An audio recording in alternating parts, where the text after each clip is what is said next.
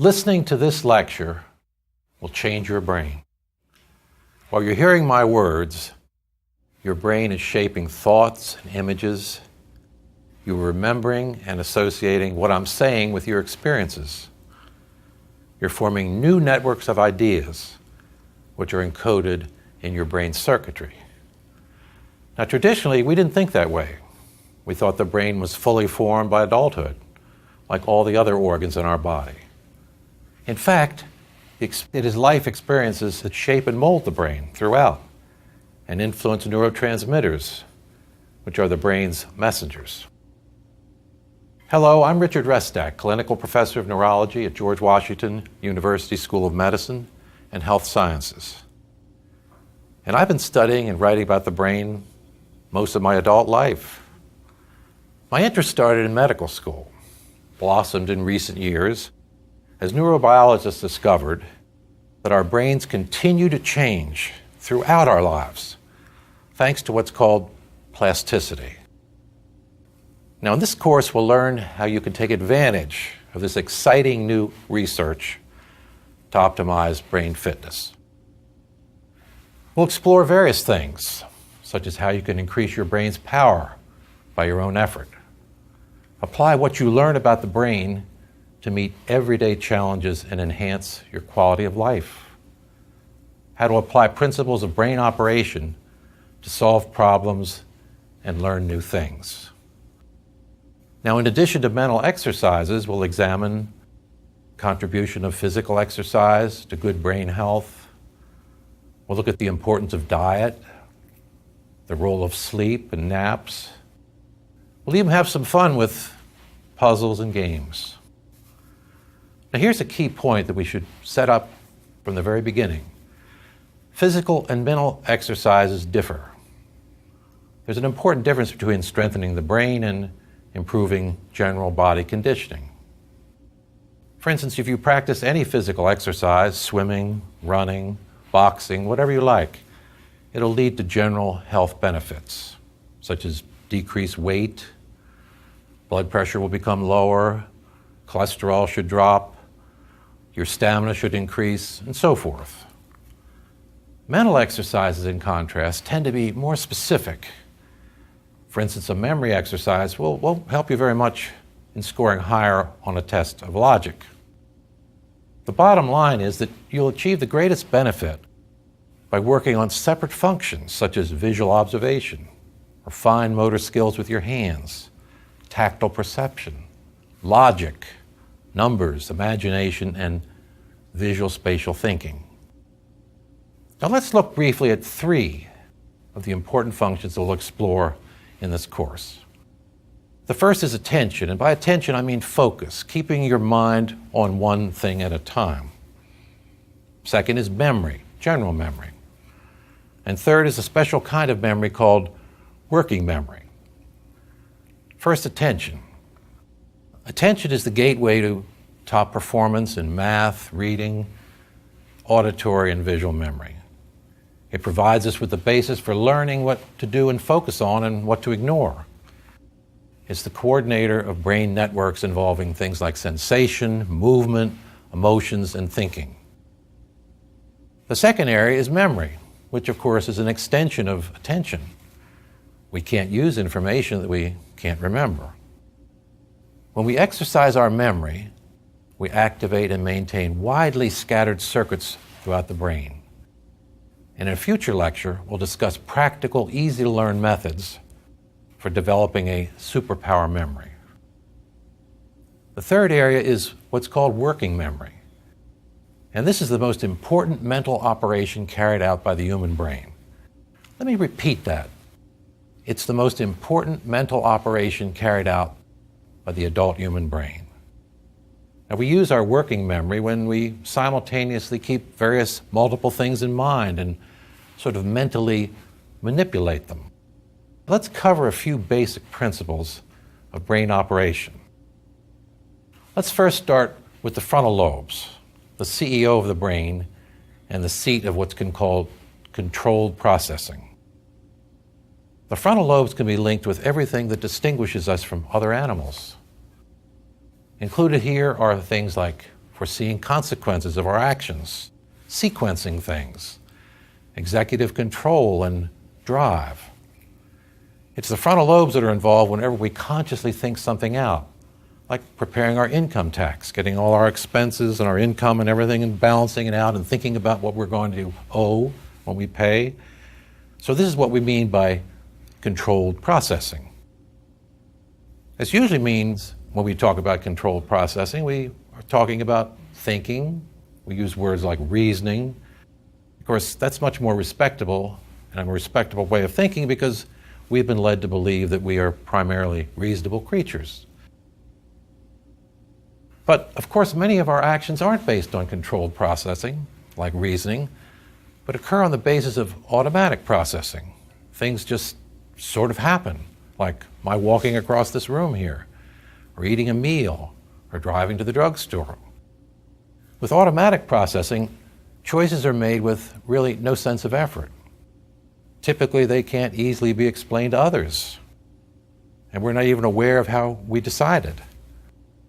Now, since consciousness isn't involved, our reasoning doesn't make it onto our mental radar screen. Let's talk a bit about the role of automatic processing in normal life. Its importance is that it frees up areas of the brain for other uses. Alfred North Whitehead, the philosopher, saw this, and he stated that, quote, civilization advances by extending the number of operations that we can perform without thinking about them. Now, we shift to controlled processing when we encounter something unexpected and have to think about it. Or we have to explain something to someone else.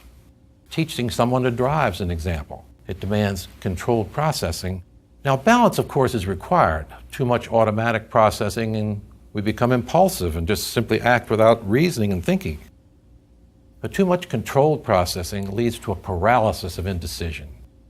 We keep running over in our minds various scenarios that we can or can't do, and we really can't make up our mind about what we're going to do. A balance is also needed between cognition, between cognitive and emotional brain processes.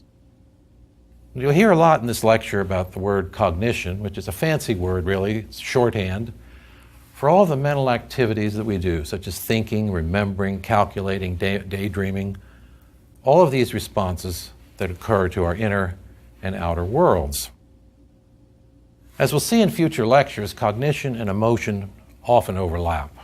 They're not so separate. Many thoughts and experiences are accompanied by emotions. You pick up the telephone and it's the voice of an irritating salesperson. Compare that to picking up the phone and it's the voice of a good friend. You're not just responding intellectually, you're responding emotionally to these two different experiences. So the reasoning and emotional centers are linked in the brain. So let's talk just a second about what brain areas are key for cognition and emotions and the distinction between them. Automatic processing is centered toward the back of the brain, the occipital, parietal, and temporal lobes. Controlled processing, however, mainly involves the anterior parts of the brain, the prefrontal and frontal areas. Now, cognition, since it involves the whole brain and special senses, we have specific processes such as reading, writing, listening, and talking, which we can't localize to one particular part of the brain. Emotions are a little bit more localizable. They involve deeper brain structures forming what's called the limbic circuit and the right hemisphere. So how does the brain manage to integrate our inner and outer experiences? As you may already know, brain function is localized. We have the right hemisphere and the left hemisphere. And each of these have different specializations. And each lobe in the hemispheres is concerned with specific processes. But despite the multiplicity of brain areas and the functions, we experience the world as a unity, as you are now as you're listening to my lecture. It's all coming together in one unit. In fact, we experience what the filmmakers would refer to as scenarios. Sights and sounds and all other sensory inputs are synthesized into a unified experience, such as when you're driving to work. You're not hearing one thing, seeing one thing. It's all coming together into one total experience. Our understanding of how the brain binds our separate sensory inputs evolved actually from the early history of TV. Sound engineers worried that audio and visual signals wouldn't synchronize. Then came the accidental discovery of a 100-millisecond window within the brain that automatically synchronizes the signals. But beyond that window, that narrow 100-millisecond window, you have a badly dubbed movie. The brain automatically synthesizes sound and visual scenes into the unity of a movie that you're watching. Here's a key insight about how the brain works. It's a very insightful view that we're going to have about information, because information is the unit of exchange of the brain. Let me repeat that. Information is the unit of exchange. Messages are the token of informational exchange. Message transmission is the basic brain operation. Now here's another key insight. Large brain reflects small brain. In other words, message transmission occurs at levels ranging from the easily observable, me talking to you, to the microscopic. Now let's talk a little bit about brain organization. Is the brain one vast interconnected network of fibers, or are the nerve cells physically separated from each other? There's a great deal of debate about this in the early part of the 20th century. Ramon y Cajal, who was a neuroscientist and also a great artist, felt that the brain cells were not in physical connection with each other, whereas Camillo Golgi, who was an equally well-known neuroscientist, thought that it was like one syncytial net, sort of like a spider web. Well, no one was really sure who was correct. In fact, the Nobel Prize Committee of 1905 couldn't make up their mind who was correct and gave the Nobel Prize to both of them. Now, in the interval, special stains, special ways of staining neurons, reveal that neurons are separated from each other by a clasp, or what's called a synapse. The axon of one cell is connected to another, but it's not a physical connection. In fact, brain cells are connected a little bit like people on cell phones are connected. They're in touch with each other, but they're not physically connected. Also, there can be strong or weak connections caused by distance, interference, competing signals, and so forth. In addition, there's what's called entanglement. The neurons' branches are tightly entangled with each other. Think of the brain as a gigantic bowl of spaghetti, with each noodle highly branched and entangled, but not quite physically connected with the others. Message transmission between neurons takes place in two stages. The first is electrical. An electrical discharge is generated and travels along the length of the axon to the terminal at the synaptic space. The electrical signal then triggers the chemical stage, which is the release into the synapse of the neurotransmitter, which is a messenger molecule. The neurotransmitter enters the synapse, travels across like a ferry boat to receptors located on the membrane of the dendrite. Now, what are receptors? Think of receptors as dynamic proteins within the cell membrane of the neuron. Now, we say dynamic because they increase or decrease in number over very, very quick and short periods of time. For instance, an increase in number occurs in addiction, leading to a withdrawal reaction when the drug is unavailable. At such times, the receptors literally cry out for the chemical. The withdrawal reaction ends when the receptors decrease in number. Well, let's get back to the ferry boat trip. The ferry boat trip from pre to postsynaptic neuron takes 1/1000th of a second. Each neurotransmitter attaches to a special receptor, just like a lock would attach to a key, highly specific. One dendritic cell, then another is activated or inhibited from firing. At this point, communication reverts again to an electrical signal, which travels along the axon until reaching the next terminal where communication becomes chemical once again. There's a life cycle for neurotransmitters. After attaching to the dendritic membrane, the neurotransmitters are either reabsorbed, by the presynaptic neuron, prepared for re-release, or they're broken down into smaller chemicals. Think of the brain as the summation of billions of interacting neurons influencing each other via the interplay of hundreds of neurotransmitters and their receptors. Now let's shift our focus just a bit from the molecular world of neurotransmitters and receptors to the scale of the whole brain. The brain is an organ that during my neurology training I've even held in my hands. It's possible to discern a history of our understanding of the brain, and physicians learned about the brain through the abnormal brain. That's because early research tools were dangerous to use in normal people. So neuroscientists learned about the brain from people with brain damage. Of course, learning about deficits does help to understand the normal function, but only up to a point. Now, thanks to newer, safer imaging methods, neuroscientists can carry out wide-ranging studies of the brain's processing in everyday life. We have to think of it in two ways. It's called structural imaging and process imaging. We talk about structural imaging, think Carpenter. It shows the location where things are happening. Now, CAT scans and MRI, or magnetic resonance imaging as it's called, is an example of structural imaging.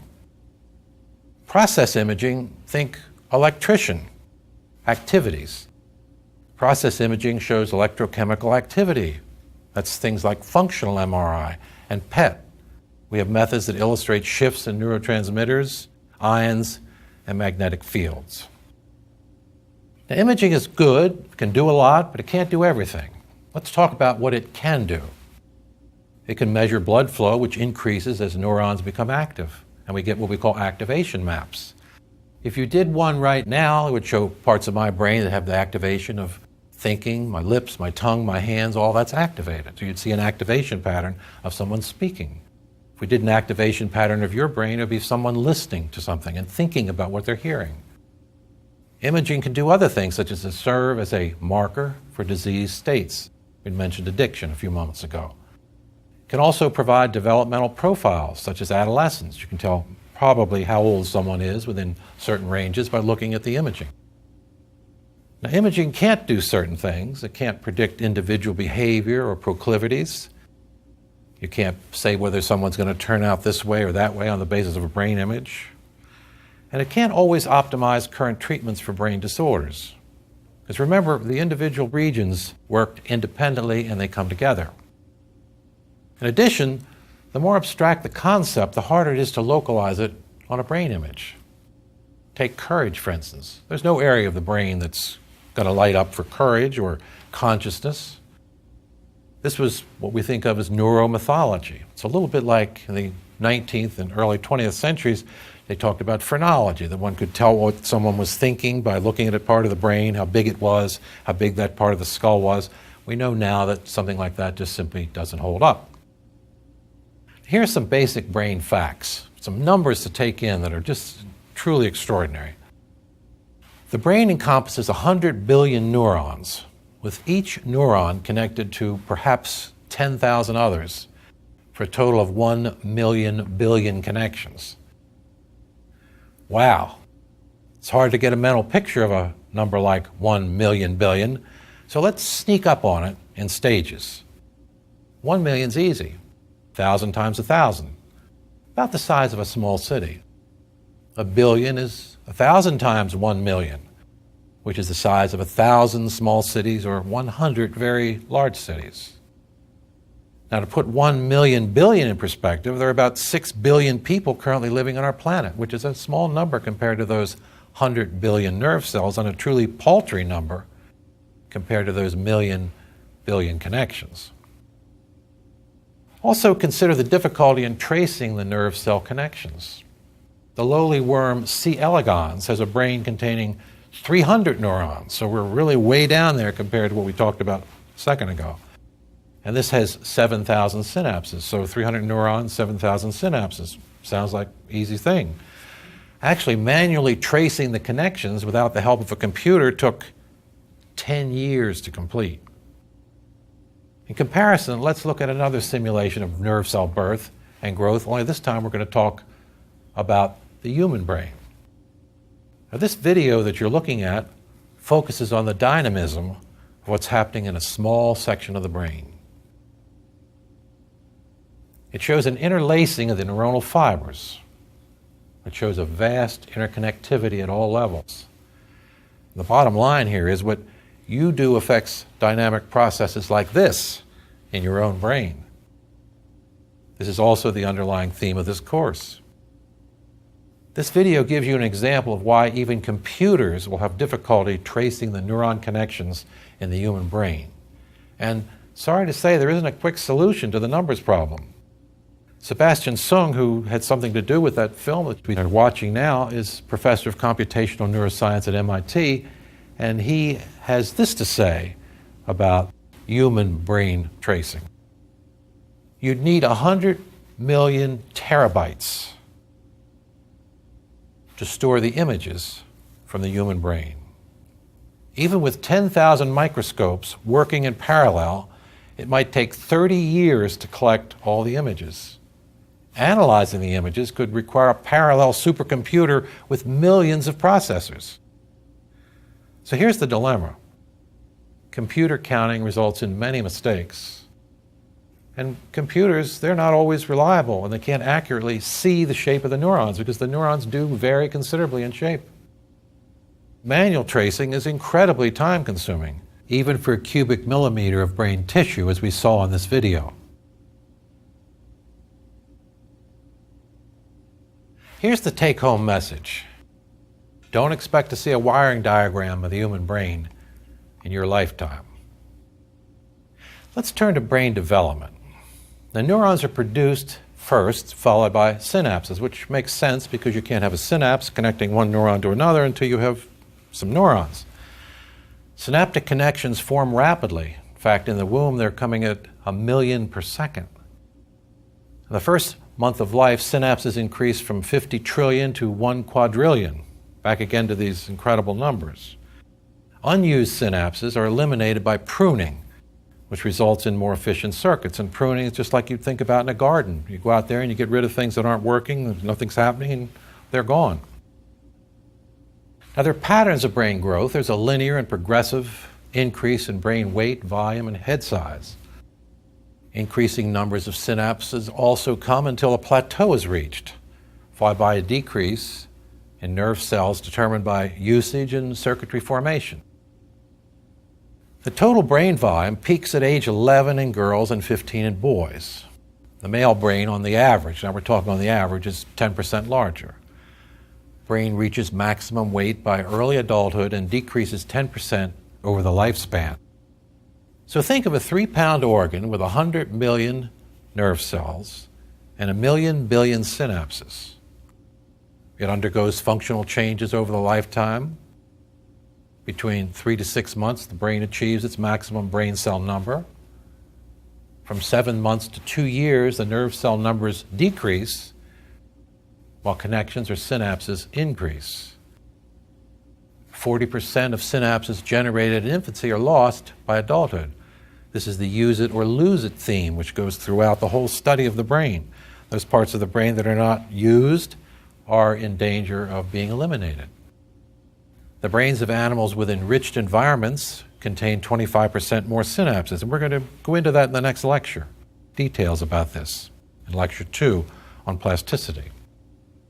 There's also patterns of brain growth with distinct peaks occurring at certain times, such as age 3 when you have individuation, age 7 when the beginning of concrete reasoning starts, ages 11 and 12 when you have the influence of hormones and the onset of puberty, at age 15 when abstract reasoning and judgment starts, when a person is thought to have both legal responsibility for their actions. Beyond 15, brain development depends very much on experience. With maturation, gray matter or brain cells decreases while the white matter or the connections increases. Myelination, which is a term for insulation of white matter, increases and progresses from the inferior part of the brain to the superior, from the posterior to the anterior. The white matter increase is associated with greater efficiency and speed of conduction. particularly important with the frontal cortex and the cerebellum, which mature late, and there are intimate connections between these two. Now let's talk now about the cerebral cortex, which is the outer part of the brain.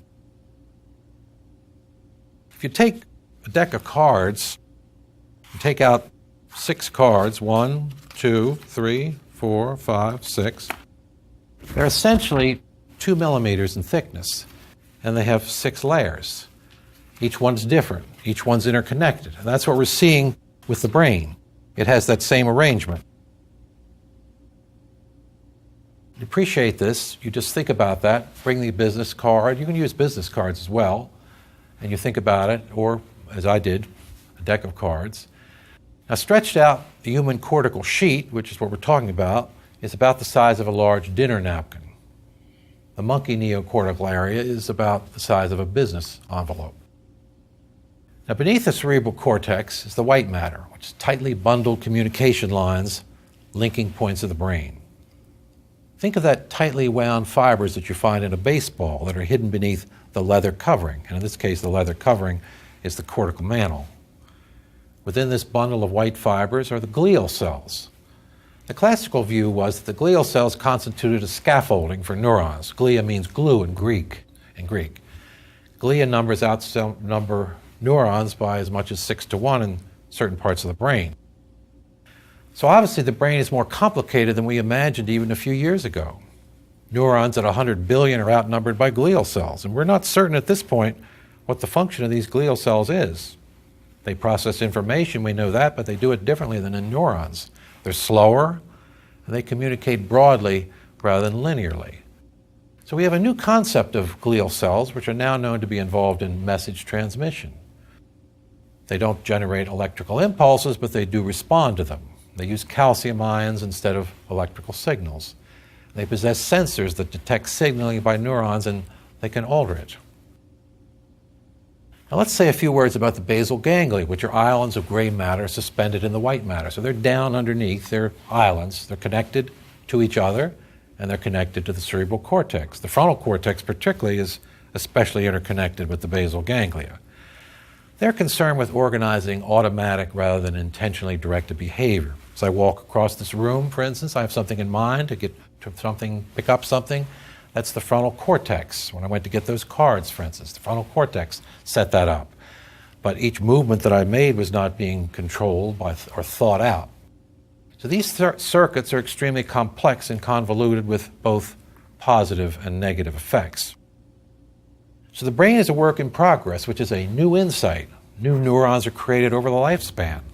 We have granule cells in the hippocampus, and the dentate gyrus continue to be produced.